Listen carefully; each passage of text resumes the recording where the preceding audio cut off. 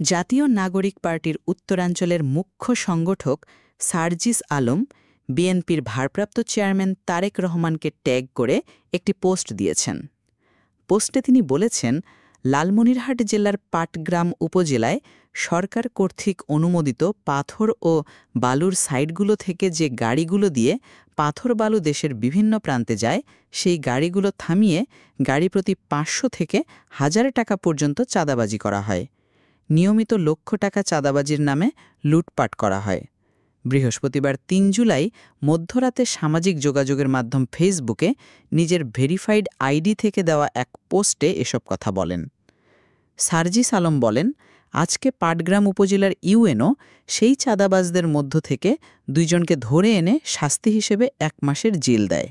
পরবর্তীতে বিএনপি এবং স্বেচ্ছাসেবক দলের কয়েকশো নেতাকর্মী এসে থানা ঘেরাও করে, ভাঙচুর করে এবং ওই চাঁদাবাজদেরকে ছিনিয়ে নিয়ে যায়।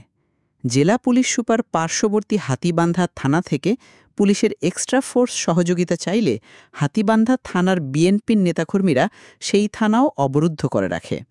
তিনি আরও লিখেন, এভাবে বিএনপির নেতাকর্মীরা যদি মাঠ পর্যায়ে ক্ষমতার অপব্যবহার করে চাঁদাবাজি লুটপাট শুরু করে কিংবা চাঁদাবাজদের প্রোটেক্ট করে, তাহলে দেশ সংস্কার হবে কিভাবে?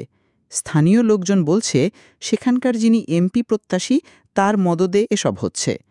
আগে স্থানীয় পর্যায়ের মূল সংগঠনগুলোর নেতাদেরকে কন্ট্রোল করতে হবে, তারপরে দেশ সংস্কার। প্রশাসন এবং পুলিশকে সহযোগিতা করা তো দূরের কথা, জিম্মি করে যে অপকর্ম করা হলো, বিএনপি থেকে তার ব্যবস্থা নেওয়া হবে কিনা সেটা এখন দেখার অপেক্ষায়। তিনি আরও উল্লেখ করেন, আমরা বিএনপির কথা কিংবা দফা দেখতে চাই না, অপকর্মের বিরুদ্ধে তাদের অবস্থান এবং অ্যাকশন দেখতে চাই, সেটা নিজের দলের নেতাকর্মীর বিরুদ্ধে হলেও।